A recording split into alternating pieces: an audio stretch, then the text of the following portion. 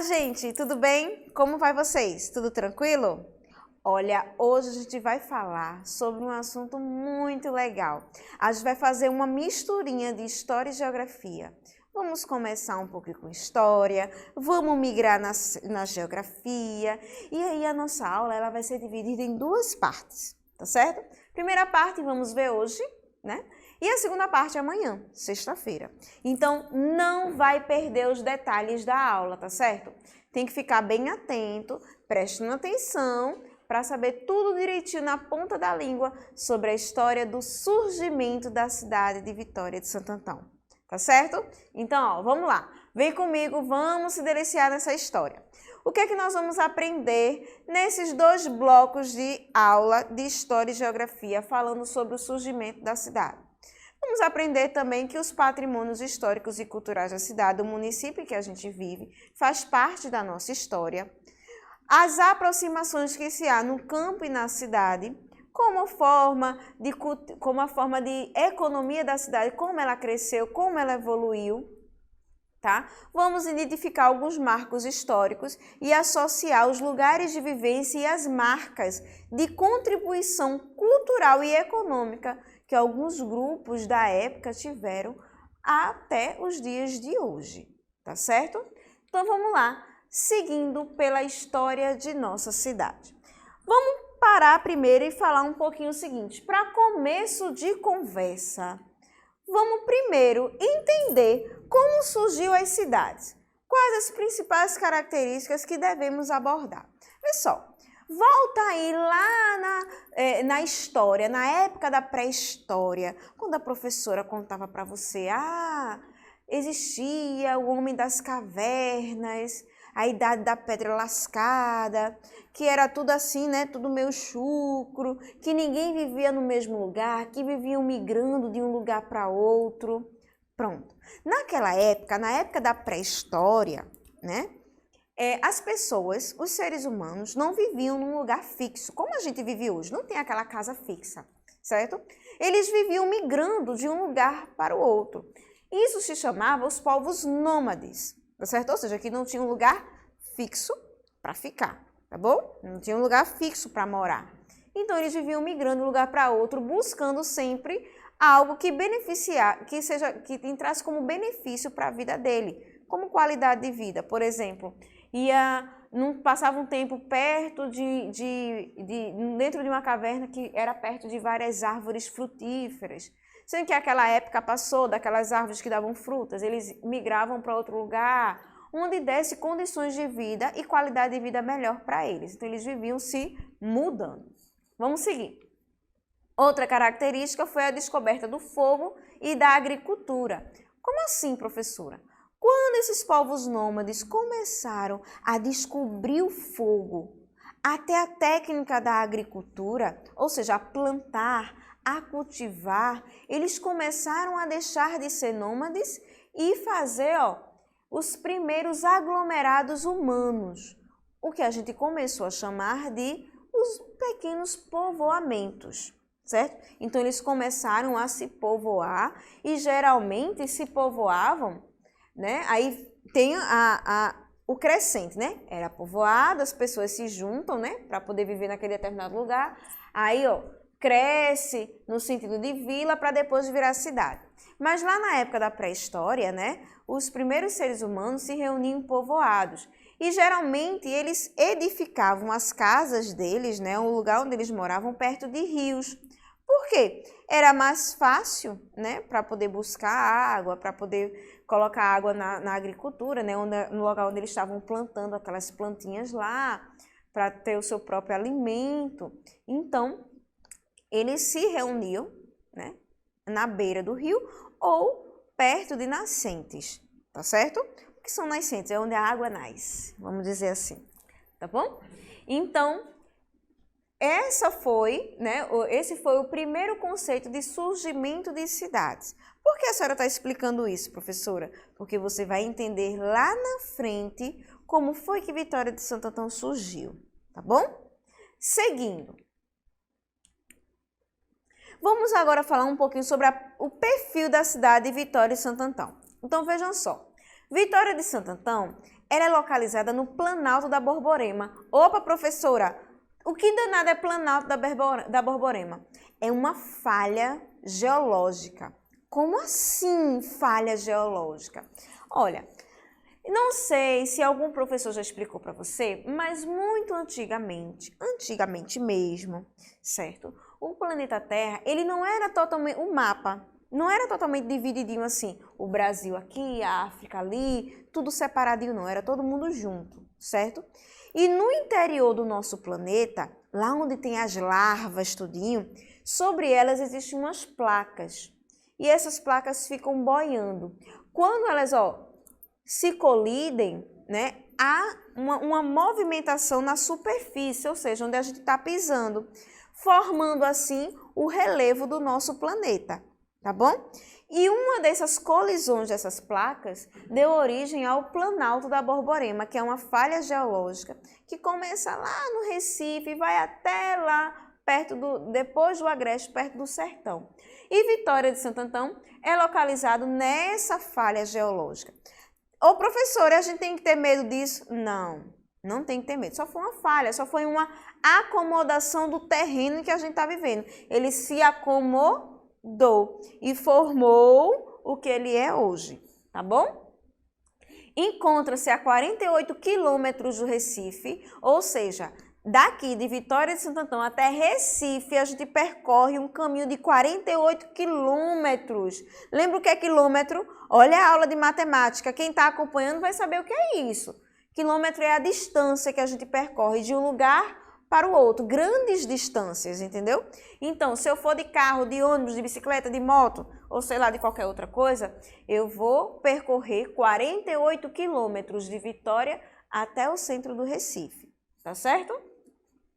A altitude média é de 157 metros acima do nível do mar. Como assim, professora? Você já foi à praia? Então, a praia, o mar, está ali, certo? Então, vamos supor que o mar é aqui e Vitória de Santo Antão ela é mais elevada, ela está mais em cima. Ela está a 157 metros acima do nível do mar. O nível do mar é aqui e ela está mais em cima, tá certo? Ok? Seguindo. Sua população é estimada em 130 mil habitantes. Olha a matemática aí de novo. 130 mil habitantes. Aproximadamente, tá? Não é nem o que é fiel ainda, tá? Isso aí é um registro muito antigo. E aí eu trago um mapa aí para vocês, ó. Esse pontinho vermelho aí do mapa, tá vendo? É Vitória de Santo Antão, certo? Olha as divisas dele, ó. Em cima tem um Paraíba, embaixo aqui Pernambuco, ó. Pernambuco, a divisa de Pernambuco. Embaixo tem o Alagoas, tem o Bahia, acima Ceará, Piauí do lado, tá vendo? São as divisões de Pernambuco. Mas Vitória de Santo Antão é esse pontinho vermelho que vocês estão vendo na tela de vocês. Seguindo. Seus 372 quilômetros de área, ou seja, é o tamanho de Vitória, que se distribui entre a mata úmida e a mata seca, ou seja, tem uma vegetação mista, certo? Fazem limites com os seguintes municípios. Então, ao norte, quem aqui lembra da aula de geografia que eu falei sobre as rosas dos ventos? Norte, sul, leste e oeste. Quem lembra? Olha aí, ó. Ao norte de Vitória, em cima, olha aqui, a manchinha vermelha é Vitória. Então, acima de Vitória, essas cidades que ficam aqui, ó, por cima de Vitória, eu tenho Glória do Goitá e Chã de Alegria. Aí agora, ó, ao sul, embaixo de Vitória, eu tenho Escada. Ao sudoeste, Primavera, pra cá, ó, Primavera. E ao nordeste, que é um pouquinho mais para cá, né, do outro lado, já chegando no mar, eu tenho São Lourenço da Mata. Ao leste, eu tenho Moreno e Cabo, e ao oeste, Pombos. Tá vendo aí a importância de saber a Rosa dos Ventos? Ó, se não prestou atenção nessa aula, volta lá no YouTube e procura a aula que eu falo sobre localização. Vocês vão aprender direitinho o que é a Rosa dos Ventos, tá certo? Vamos lá, continuando. Falei sobre a localização, como é que Vitória de Santo Antão está instalada dentro do nosso mapa, tá bom? Vamos continuar. Olha a vegetação de Vitória de Santo Antão. E aqui em Vitória é lindo, né? Quando tá aquele tempo seco, chega você ver aquelas plantinhas bem sequinhas. Mas qualquer chuvinha que cai, qualquer garoazinha que vinha aparecer aqui em Vitória, as plantas começam a florescer, o verde começa a florescer. Vitória é muito lindo na sua vegetação. Olha só. Sua vegetação é do tipo floresta subperennifolia, ou seja, uma vegetação exuberante, composta de árvores e caules retilíneos, altas, bem altas, detentoras de grande número de folhas, sempre verdes. Todavia, a ocupação desenfreada, olha aí um problema, pessoal. Desenfreada destruiu praticamente a sua Mata Atlântica original, restando hoje pequenos e reduzidos núcleos. Ou seja, aqui em Vitória de Santo Antão a gente vê que tem muita a questão da agricultura, né? Então, houve um desmatamento muito desenfreado dessa mata original, dessa Mata Atlântica. E aí a gente encontra pouquíssimos vestígios de Mata Atlântica aqui em Vitória, entendeu? Uma pena, porque a vegetação daqui é linda mesmo. Vamos continuar. Daí eu tenho alguns rios, né, que passam por Vitória, que fazem parte da Vitória de Santo Antão. Eu tenho o Tapacurá, que nasce na Serra das Russas. Quem aqui já viu Serra das Russas, lá em Gravatá? É o mais importante afluente do rio Capibaribe. Corta a área urbana da cidade e recebe como afluentes os riachos de Natuba. Será que tem alguém aqui me assistindo de Natuba? Natuba, Ronda, Pacas. Será que tem alguém de Pacas aqui me assistindo? Em Mocotó. No verão, sua vazante é pequena, ou seja, seu despejo é pequeno, devido às chuvas, quando chega a provocar grandes cheias que causam transtornos e prejuízos à população ribeirinha, aquela população que fica ali na beira do rio, né? As casas, comércios do centro da nossa cidade. Para reduzir o impacto das cheias, o governo construiu no seu leito, próximo ao Monte das Tabocas, uma grande barragem, que serve ainda para abastecer de água a população da região metropolitana. Então, lá perto das Tabocas foi criada a barragem, né? Que ela armazena água e distribui para toda a região metropolitana. Então, ó, Recife, São Lourenço, Camaragibe, toda a região metropolitana é abastecido pela Tapacurá, tá certo? Fora isso, eu também tenho a Pirapama, né? Que tem suas cabeceiras lá em Pombos, ou seja, começa lá em Pombos. Jaboatão, que ele se origina, começa lá em Pacas. E o Ipojuca, mas o Ipojuca ele não corta o território do município, mas serve de limite, né? Ele é o limite entre o município entre Vitória de Santo Antão e o município de Primavera.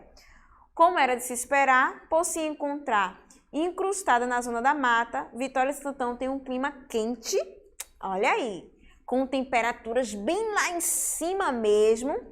Apresenta a chuva anual em média de, aí ó, esse número bem grande. E aí, quem sabe ler esse número? 1.850 milímetros. Sendo que abril, maio, junho e julho são os meses mais chuvosos aqui em Vitória de Santo Antão. Olha aí, de todas as características de nossa cidade, né? Todas as características geográficas. Vamos seguindo. Trouxe um mapinha aqui para vocês verem. Olha só. Deixa eu tentar identificar aqui para vocês. Eu tenho aqui a Bacia do Capibaribe, certo? Que ela tá mais ou menos aqui, ó, no 1.2. Cadê o 1.2? Por aqui, certo? Olha aqui assim. Eu tenho a Bacia do Tapacurá, que é aqui no meinho. Cadê o Tapacurá? Aqui, ó, cortando a cidade. Eu tenho a Bacia do Rio Jaboatão. tem o Pirapama, Bacia dos Ipojucas e o limite das bacias hidrográficas. Esse tracinho, esse tracejado aqui que vocês estão vendo, são os limites das bacias. E todos esses risquinhos que vocês estão vendo aqui no mapa, pode focar na TV agora. Esses risquinhos que vocês estão vendo são os afluentes, são os cursos de rio, tá certo? Um mapinha para a gente entender, tá bom? Vamos lá, seguindo. Vamos voltar ao passado para entender os acontecimentos históricos, tá bom? Vamos lá nessa viagem. Vamos relembrar um pouquinho da história do nosso Brasil? Presta atenção que eu vou contar de um jeito bem legal. Aprendemos que o Brasil oficialmente foi conquistado, né, em 1500. Sabemos que não foi bem assim, né, uma conquista. Não foi bem uma conquista. Há documentos que provam que nosso litoral era visitado pelos europeus bem antes de 1500, viu, minha gente? Mas só oficializou depois que Portugal chegou. Mas vamos à nossa vibrante e rica história. Para facilitar a administração da nova colônia, quando os portugueses lá nas suas caravelas chegaram aqui e viram aqueles índios, né? Para melhor administrar, para Portugal ter o poder, né? Direitinho, saber o que é que tinha, o que não tinha dentro do Brasil, o que podia explorar, o que não podia explorar, eles decidiram, né? O rei de Portugal, Dom João IV, dividiu o Brasil em capitanias, ou seja, ele pegou o mapa do Brasil e dividiu em bloquinhos, vários bloquinhos, tá certo? E o bloquinho que estava lá, a partezinha de Pernambuco, ele deu, né, para Duarte Coelho Pereira, que aqui chegou em 1535, que se revelou o melhor colonizador entre todos os donatários, ou seja, o rei de Portugal dividiu o Brasil em bloquinhos. Esses bloquinhos ele chamou de capitanias. Decidiu chamar algumas pessoas de sua confiança, deu a eles o nome de donatário e disse: olha, donatário Duarte Coelho, tu vai tomar conta desse pedacinho aqui, que era Pernambuco, tá certo? Que é o que a gente vai se interessar, o que é que a gente vai focar. Então, deu a lá Duarte Coelho e Duarte Coelho fez a missão dele. Era um grande colonizador, certo? Com o incentivo de Duarte Coelho, os colonizadores portugueses deram início ao desbravamento de nossas matas e exploração de nossas riquezas. O caminho utilizado era a interiorização, eram os cursos dos rios, ou seja, olha aí, o rio aparecendo de novo. Então, para melhor explorar, eles foram caminhando a favor do rio, né? Eles iam seguindo o caminho do rio. Os primeiros registros da presença de pequenas comunidades de colonizadores no Vale do Rio Tapacurá remontam de 1540. Gente, portugueses chegaram aqui em 1500. Quando chegaram no Rio Tapacurá, que foi em 1540. Olha só, é aqui, em Vitória e Santo Antão. Então, vê só. O elemento mais visado em nossa região na época da colonização era o pau-brasil. Por isso que o nosso Brasil se chama Brasil, por conta dessa planta, né, que existia aqui em abundância. Vegetal abundante em nossas matas, que era considerado o de melhor qualidade, certo? Para fazer móveis, para extrair tintas, enfim, era uma madeira é uma madeira de primeira até hoje, tá bom? Então, um pouco mais de 100 anos após o descobrimento, aproximadamente perto de 1624, chegava no Recife um português chamado Diogo de Braga. Olha aí, vestígios de Vitória aparecendo. Diogo de Braga. Ele vinha da ilha de Santo Antão, lá no Cabo Verde. Na época, como o Brasil, uma colônia de Portugal. Então, Cabo Verde também era colônia de Portugal. Certo? O que é ser colônia? Bora ver o que é ser colônia? Colônia é um território que não é independente, nem tem governo próprio. A sua administração e exploração de seu patrimônio natural e de suas riquezas são feitas por outros lugares, por outros estranhos, que no caso era Portugal. Então, Portugal era ele que explorava o Brasil e também Cabo Verde, tá certo? Então, Portugal era o soberano, Portugal dominava tudo. Todo mundo tinha que prestar conta a Portugal. Brasil, Cabo Verde, entenderam agora a função do que é ser colônia? Então, nós brasileiros, né, o Brasil aqui, era colônia de Portugal. A gente dependia de Portugal em muitas coisas, certo? Aí, bem, mas vamos voltar ao nosso amigo, né, Diogo de Braga.